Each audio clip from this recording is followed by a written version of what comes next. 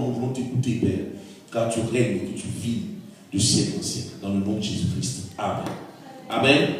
Le thème de mon message ce matin, le pardon est l'arme des forts et une puissance de délivrance, de guérison et de grandeur.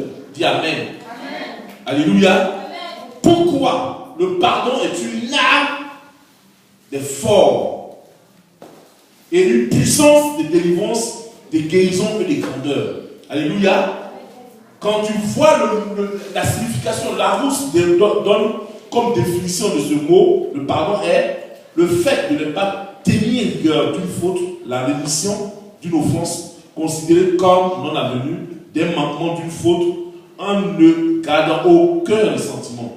La définition biblique nous donne dans Matthieu 18 ceci.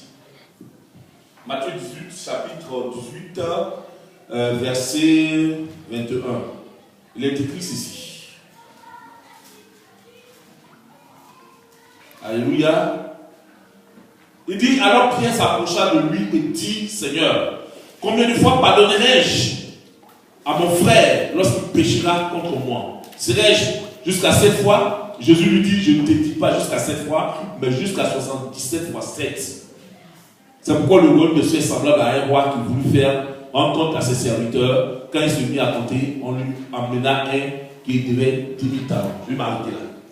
La définition biblique, si on va jusqu'au verset 35, explique cela de façon nette, qui revient encore à la définition de la du dictionnaire. Amen. Ça veut dire que c'est la rémission. Quand tu penses que quelqu'un t'a fait une offense, ou tu penses que tu es en tort, ou que la personne est en tort vis-à-vis de toi, que cette personne reconnaît sa faute, qu'elle vient vers toi pour te demander pardon, c'est-à-dire s'excuser, normalement, tu dois l'accepter. Alléluia. Ou lorsque toi-même tu sais que tu as fait mal à quelqu'un, et que cette personne, tu vas vers la personne pour reconnaître ton tort, alors il y a aussi que quelque chose s'est produit là. Amen. Amen. Amen. Je veux que vous compreniez quelque chose.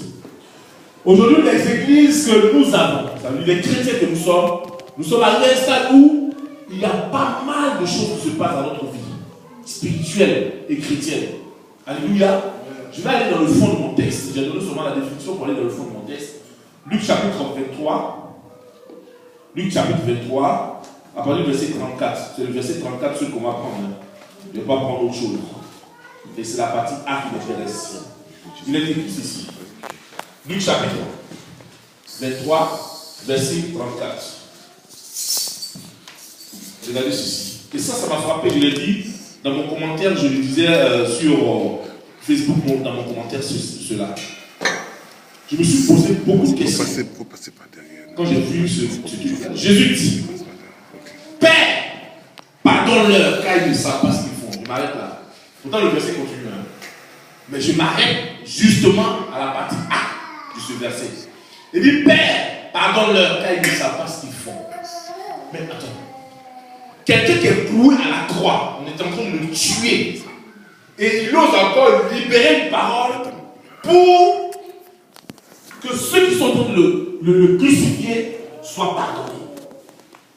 J'ai dit, mais attends, quel est ce tort?